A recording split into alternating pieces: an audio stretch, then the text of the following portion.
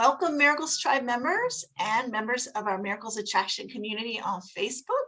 We welcome you to another fabulous interview with a person whose life has been positively transformed by their practice of A Course in Miracles.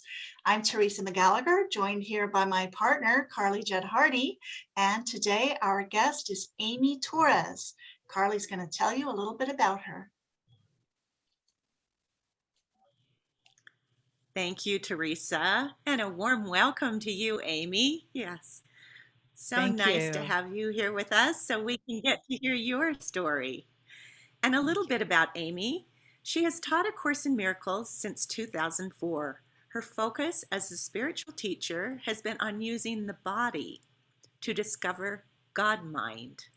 Her background in psychology and yoga is fertile ground in which she experiences the deconstruction of Amy.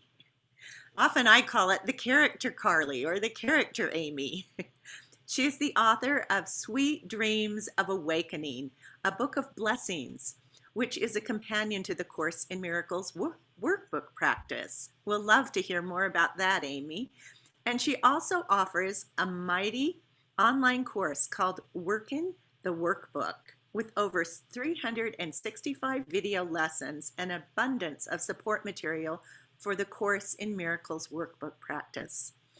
So, yes, with that introduction, we'd love to hear your story, and we'll turn the time over to you. Thank you, Carly. Thank you, Teresa. It's really a treat to be here with Miracles Tribe, and I love the name, Miracles Tribe. So I think your first question for me is, what was life for me prior to A Course in Miracles? And in a nutshell, my biggest struggle was relationships. And my second biggest struggle was work, meaningful work. And I discovered A Course in Miracles when I was about 40. So I had one marriage under my belt, and I was heartbroken that that marriage had not worked out, that I had not had children, and that I didn't have meaningful work. And I just really felt like I was an underachiever. I wasn't living up to my potential, and that I wasn't using my life well. So I was heartbroken, and I was terribly disappointed in myself. And by that time, I had discovered 12-step groups, al-anon for the families of alcoholics. Took me a long time to realize that my husband at that time was drinking, and drinking in a way that was very destructive. One thing I really liked about al-anon was that they said we could not define somebody else as an alcoholic, that was their business, and that we really needed to put the focus on ourselves, that as an al-anonic person, we were codependent, we were taking too much responsibility for somebody else's feelings and ability to function, we were enablers, and all of that rang true for me. And then I explored many 12-step groups, Codependence Anonymous, Relationships Anonymous, Adult Children of Alcoholics, which kind of was like primal therapy. In those rooms, the ACOA rooms, people would really let loose. A lot of pain would come out there, and they could get loud. And it was, for me, it was eye-opening and liberating and cathartic. And through those groups, I met somebody who became my sponsor, and then she went into therapy, and I saw her changing for the better. So after a while, I asked her if I could see her therapist, and she said yes. And I went to see Michael O'Brien, who became my first teacher of A Course in Miracles.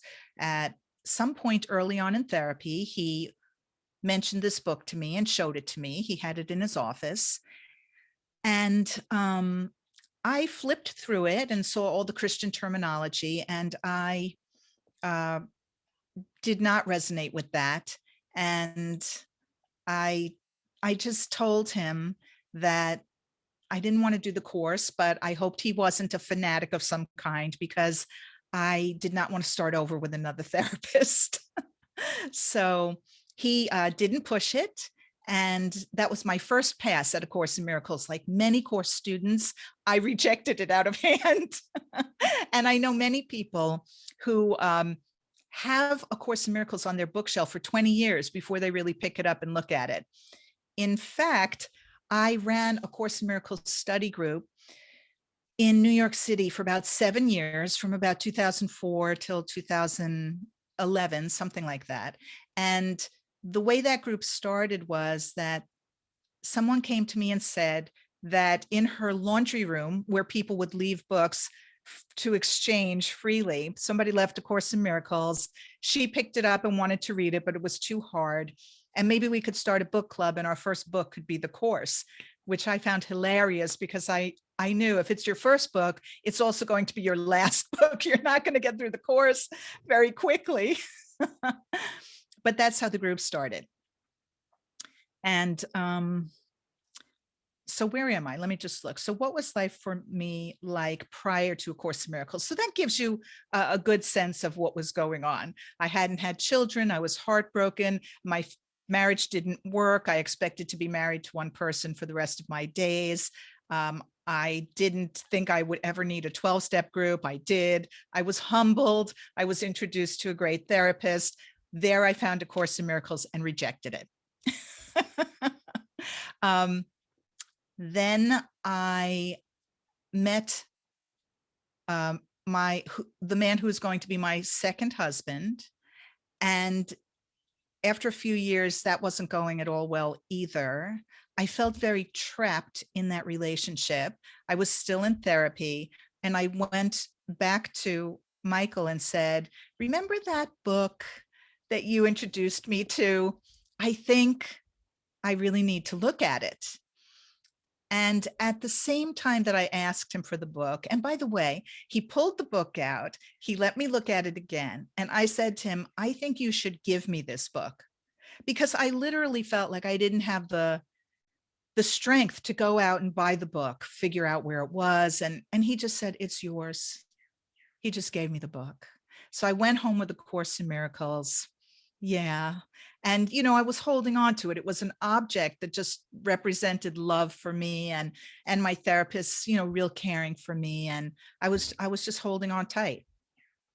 And when I looked through it, I was able to read the manual at the back, which is much slimmer than the text, which is over 600 pages. And then I looked at the workbook and I thought, yeah, I could do a lesson a day, one day at a time, as they say in 12-step. So that was 1998. I started the workbook, I believe, on January 1st, 1998. And I did it every day. And I was not the most self-disciplined person. But with the course, I did my workbook practice every day. And I did the meditations little by little as they built up in time. And at the end of that year, I felt like Jesus was holding me upside down like a newborn baby by the ankles. I just felt like I was being held upside down naked by Jesus. And that was a very odd experience for me. I was raised in a Jewish family. In the Jewish culture I was raised in, Jesus was not one of our favorite people. He got us in trouble with everybody. The only swear words said in my house were Jesus Christ, if the vacuum cleaner didn't work or something. But other than that, nobody cursed in my home. So for me to embrace Jesus, or to feel embraced by Jesus, was one of those symbolic moments that just strengthened my conviction and told me that some truth was resonating inside me that I couldn't even really put into words. And so then I started reading the text, and the text, so I felt permeable, like I was a sponge and that I was soaking in the course. And I didn't sweat it if I didn't understand something it said. I just kept reading.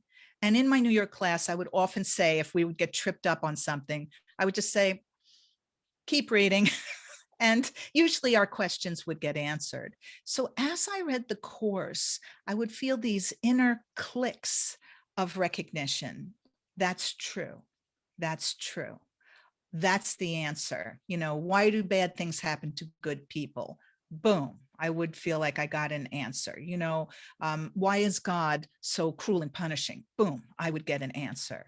And I just felt like the course was saying things that I already knew, but I didn't even know how to tell myself, as if I had had aphasia, like when you have a stroke and you know what you want to say and it's not coming out. That's sort of how I felt in the beginning of my Course in Miracles practice. And I discovered Ken Wapnick, the first teacher of A Course in Miracles, and he clarified a lot of things. Okay, let me see if I'm on track with your questions. So the next question was, what kind of challenges and struggles did I have? I think I covered that, in that I really wanted to be in a good relationship. I thought relationships should be like a mutual admiration society where we brought out the best in each other. And that wasn't happening. It didn't happen in my first marriage. And it also wasn't happening in my second marriage, not to the degree that I would want it to happen. In my second marriage, I felt like my husband adored me, but he wanted me to be an edited version of myself. He didn't want the whole me, like the Course in Miracles me, he didn't like that. He felt like God came first, not him. And, that it was a bit, woo woo, and he wasn't into that. So I actually adored him too, but we just didn't fit after a while. And I think part of the way that the course, in connection with my psychotherapist, who was also answering some questions about the course for me, the way I changed was that I started to take full responsibility for everything. So whereas prior to the course, I would feel, very justified in, he's doing this, that, or the other. And, he's not doing his fair share, and he's not understanding, and he's being unreasonable, and he's not interested in my side of things. And all of that was true. But the thing is that I was trying to educate him. I was trying to urge him to see things from my point of view, instead of really taking a look and realizing he is not interested. He is not interested in seeing from my point of view. He does not regard himself as unreasonable. And I need to come to terms with this and decide, where am I going to go from here? Am I going to stay in a relationship that feels like it's squeezing me too tight, even though I love this person? Or am I going to dare to go off on my own again in my 40s? And A Course in Miracles, in connection with psychotherapy and yoga, helped me get there. So my psychotherapist told me, you'll be ready to leave the relationship when it's not so charged up for you anymore. While you're very emotional about this and feeling very crushed and very indignant, you probably won't get out, because I kept coming and going. I would break up and then I would come back. But he said, once things even out for you, once things become less charged, then you're going to be able to walk away peacefully. And A Course in Miracles is about inner peace and changing our mind, from a fearful, guilt-filled ego position to a state of innocence and non-judgmentalness, which really appealed to me. So I was always telling my husband, a friend of mine taught me that word husband instead of ex. My husband, I would say to him, we're both right. And that infuriated him. He was Latino, and he would be like, we cannot both be right. I'm like, yes, we can both be right. So that in itself was a big problem, that we could both be right. Oh, so anyway, eventually that relationship dissolved, and that was the way that the course helped me through it with, chapter 21, taking responsibility for everything. And then realizing I start on a personal level, I start with specifics. And then as I keep choosing the Holy Spirit and I keep choosing true perception, I begin to realize that this is not about Amy. This is not personal. This is actually right-minded thinking. Right-minded thinking that if I'm just true to godlike qualities like love, harmony, beauty, abundance, the unity and safety that comes with that, then interestingly, I may just expand out of a marriage with no hard feelings, no blame, no finger pointing, just following guidance to be true to myself with a capital S. So, as a psychotherapist, I help people be true to themselves because it was so important to me to be true to myself, especially since I felt like not only was I codependent and al-anonic, but I was a full-fledged love addict in the early part of my life, in those first relationships that, I could feel the withdrawal when I broke up with somebody. I could feel the oxytocin, the brain chemicals that get us very attached to one person. I could feel all of that. And I guess I would describe myself as an empath, really picking up on other people's feelings, very attuned. And so it was tricky, getting enough space without judging myself that I was being cruel or indifferent. But the course really helped me with that because it helped me understand that the people I was involved with and felt beholden to, that they were filled with God light exactly the same as I was. And that I didn't have to play God on an earthly level and save them, which as a love addict and codependent, I felt was my job to save the people in my life as if I had it so together, But anyway, yeah, that's what the course was helping me with. And the course says we all have an individual curriculum while we take ourselves to be individuals. And part of that curriculum clearly for me was the triangle of psychotherapy, yoga, and A Course in Miracles. Yoga really got me into my body and made everything experiential. And my website, amytorresacim.com, says experiencing miracles is so much better than just reading about them. Because as I read the course and started to understand it intellectually, I felt spongeable, kind of porous, like I was absorbing the course, and it was infiltrating the ego system somehow, and I was buying into ego ideas less and less. I felt detached from them. Like I could feel my body when it was stressed and fearful and not fully identify with that stress and fear. There was enough space that I could turn to the Holy Spirit and say, I give you this fear that's coming up right now. I give you this knot in my stomach. I give you my clammy hands. I give all of this to you. And I know that even if I don't feel some immediate effect, that a healing has occurred, and I'm going to trust that. I am going to trust that. And yeah, and my mental state changed for the better. The only illness is mental illness, according to the course. And I really began to see that. And in my psychotherapy practice, I began to really understand that clients who are physically abused, verbally abused, sexually abused, that the bottom of all of that is the psychological abuse. At the bottom of it is, you're not lovable, you're my punching bag. It's psychological. In fact, I've seen clients who were physically abused who were much clearer on, my parent was a terrible parent. My parent abused me. It was clearer to them than somebody who was not physically abused, but had a manipulative parent who somehow, would give them mixed messages and be unpredictable. And that was the worst for people, was that kind of emotional instability.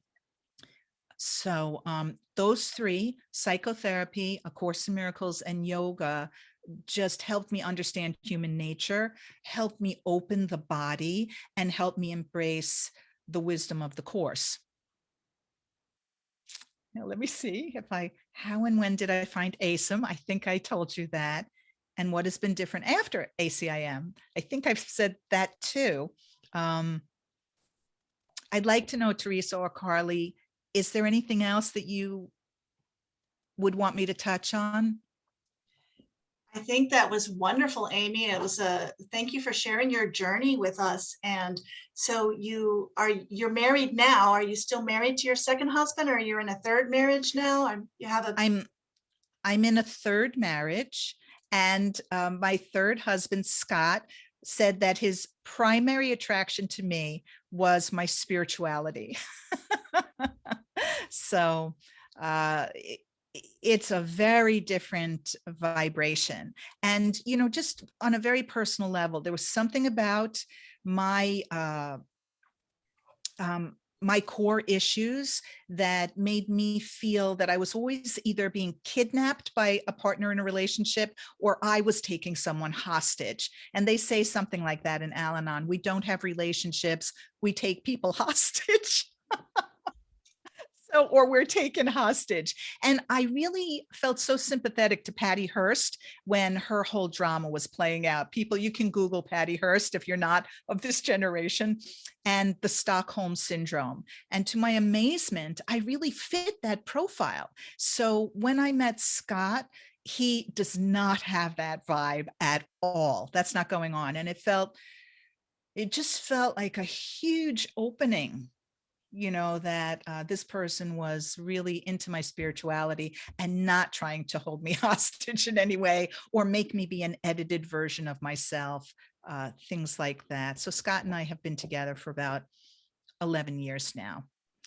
And then, just switching subjects for a minute, I just want to remember, since you're interested in the workbook practice for your tribe, that I do have this tremendous 365-day video course with lots of extras, lots of cross-referencing between the workbook and the text, the workbook and the manual, A Course in Miracles and other spiritual teachers who say the same thing, but in another way that might open something up for you or illuminate something. There's a bonus room, there's music, there's art, there's all kinds of stuff in my program that I feel was very much given to me, and through spirit I got it done. It was a huge task, and so I just want you to know about it. It's on a subscription basis, and you can look into it on my website, amytorresacim.com. And then my book, Sweet Dreams of Awakening, 365 Goodnight Blessings, also is support to the workbook practice. Somehow these blessings came through me. They're distillations of each workbook lesson, and they're meant to lay a blessing on you at the end of your day. And if you're doing the workbook practice, the page numbers correspond to the workbook lessons. So for instance, if you're on lesson 173, you could open the book to page 173 and get a potent distillation of your lesson for the day in this way where you're passively receiving. You just let the blessing be laid on you, and then it primes your mind for awakening while you sleep. And this is a picture of the book. You can get it on Amazon. That might be the only place you can get it. And there is a Kindle version, but it's not as nice. It's just nice to let it live on your nightstand. It has little illustrations in it. And here are the very special page numbers. And I feel that these things were channeled through me, the online course and the book. So I just wanted you to know about it. Yeah, that's beautiful. Thank you for sharing. And we will be posting a link to your website with this interview. And we just want to tell you how much we appreciate you shining your light in the world and sharing with us today. Thank you.